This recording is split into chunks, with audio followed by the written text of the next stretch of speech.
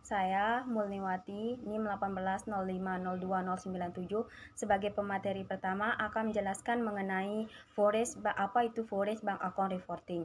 Jadi, Forex Bank Account Reporting atau pelaporan rekening bank asing ini merupakan suatu keharusan yang harus dilakukan oleh orang-orang yang memiliki dana pada bank asing atau offshore bank. Nah, dalam prosesnya, kegiatan ini juga dilakukan investigasi oleh otoritas yang terkait, agar nantinya diketahui mana yang melanggar dan mana yang tidak. Sehingga jika melanggar akan dikenakan denda atau hukuman yang berlaku. Forex Bank Account Reporting ini diciptakan sebagai bagian dari inisiatif Amerika Serikat untuk mengungkap penipuan pajak yang menyembunyikan uang di rekening luar negeri. Sekian dari saya, terima kasih. Oke, bismillahirrahmanirrahim. Perkenalkan, nama saya Farum Mukmin, NIM 180502099. Oke, di sini saya akan melanjutkan pemateri yang poinnya yaitu siapa yang perlu mengajukan. Nah, setiap orang yang dianggap sebagai wajib pajak dengan saldo rekening asing $10.000 atau lebih pada titik manapun selama tahun pajak harus mengajukan, dan ini dipicu bahkan jika saldo mencapai $1.000 hanya untuk satu hari atau 1 menit.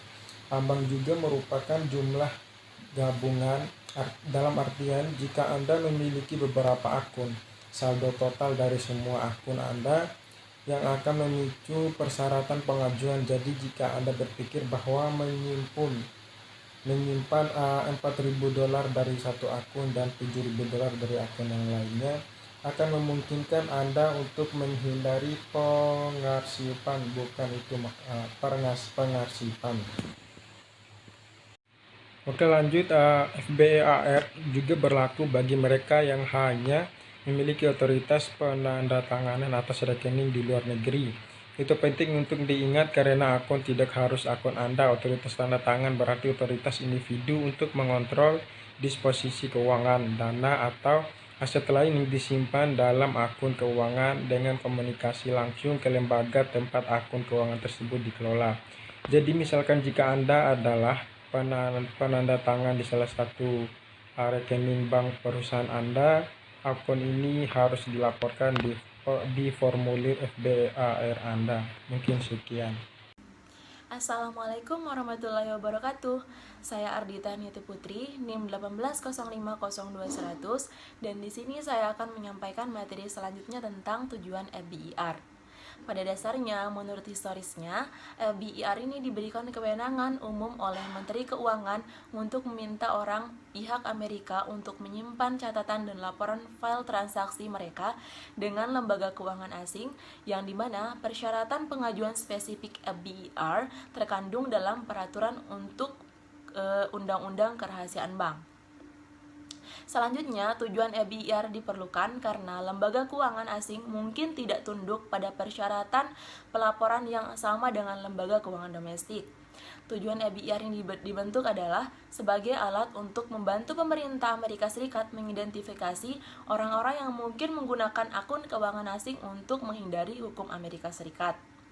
Penyelidik menggunakan FBIR untuk membantu mengidentifikasi atau melacak dana yang digunakan untuk tujuan terlarang atau untuk mengidentifikasi pendapatan yang tidak dilaporkan yang dikelola atau dihasilkan di luar negeri. Sekian dari saya. Wassalamualaikum warahmatullahi wabarakatuh. Assalamualaikum warahmatullahi wabarakatuh. Saya Nurul Sayyidah akan melanjutkan materi yang selanjutnya, yaitu hal-hal yang harus dilaporkan. Jumlah pelapor PBAR terbesar hanya akan melaporkan saldo rekening bank asing mereka. Namun, ada hal yang harus dilaporkan, yaitu pertama, saham atau sekuritas asing yang disimpan dalam rekening keuangan di lembaga keuangan asing atau rekening itu sendiri harus dilaporkan, tetapi isi rekening tidak perlu dilaporkan secara terpisah. Kedua, rekening keuangan yang disimpan di cabang asing Bank Amerika Serikat. Ketiga, reksadana asing. Keempat, kontrak asuransi jiwa atau anuitas yang diterbitkan luar negeri dengan nilai tunai. Baiklah, saya Nadia Bahira. Saya di sini akan melanjutkan materi. Materi yang akan saya sampaikan di sini adalah materi tentang hukuman terhadap pelanggaran LBAR. Pelanggaran terhadap LBAR ini atau kegagalan dalam pelaporan, maka pelanggaran LBAR dapat menyebabkan hukuman perdata atau pidana. Namun biasanya dikenakan penalti moneter. Tidak boleh melebihi 10.000 US dollar per pelanggaran. Namun jika pelanggaran dilakukan dengan sengaja, maka akan dikenakan penalti yang lebih besar dari 100.000 US dollar atau 50% dari saldo di akun pada tanggal pelanggaran tersebut. Jika sebuah akun dimiliki oleh lebih dari satu orang, penentuan penalti harus dilakukan secara terpisah untuk setiap pemilik. Penalti terhadap masing-masing pemilik akan didasarkan pada presentasi kepemilikan atas saldo tertinggi di akun. Jika pemeriksa tidak dapat menentukan presentasi kepemilikan masing-masing pemilik, saldo tertinggi akan dibagi rata di antara masing-masing pemilik tersebut. Jadi, tidak ada penalti jika tidak ada penyebab yang masuk akal untuk pelanggaran dan file orang yang benar dalam FBAR. Terima kasih. Assalamualaikum warahmatullahi wabarakatuh. Saya Lydia Indi Zulpandia sebagai pemateri terakhir. Baiklah, di sini saya akan menyampaikan sedikit saja mengenai investigasi Foreign Bank Account Reporting atau biasa juga disebut dengan FBAR. Dalam investigasi ini, penguji Internal Revenue Service atau disebut dengan IRS menyelidiki pelanggaran FBAR sipil, menilai hukum FBAR dan mengumpulkan hukum FBAR yang dibayarkan pada saat penilaian. Namun, ada lembaga keuangan terpisah yang mengumpulkan penilaian penalti FBAR yang belum dibayar. Orang yang mengajukan FBAR untuk setiap tahun kalender dan tanggal jatuh tempo FBAR adalah 15 April yang sebelumnya, yaitu pada 30 Juni.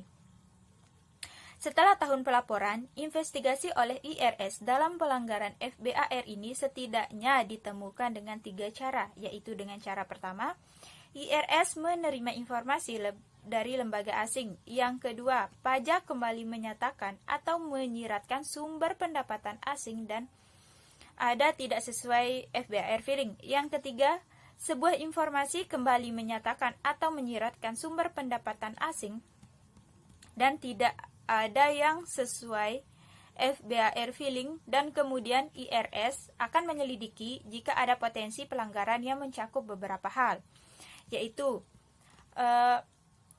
yang bagian A, kemungkinan pendapatan yang tidak dilaporkan dari rekening asing yang tidak diungkapkan.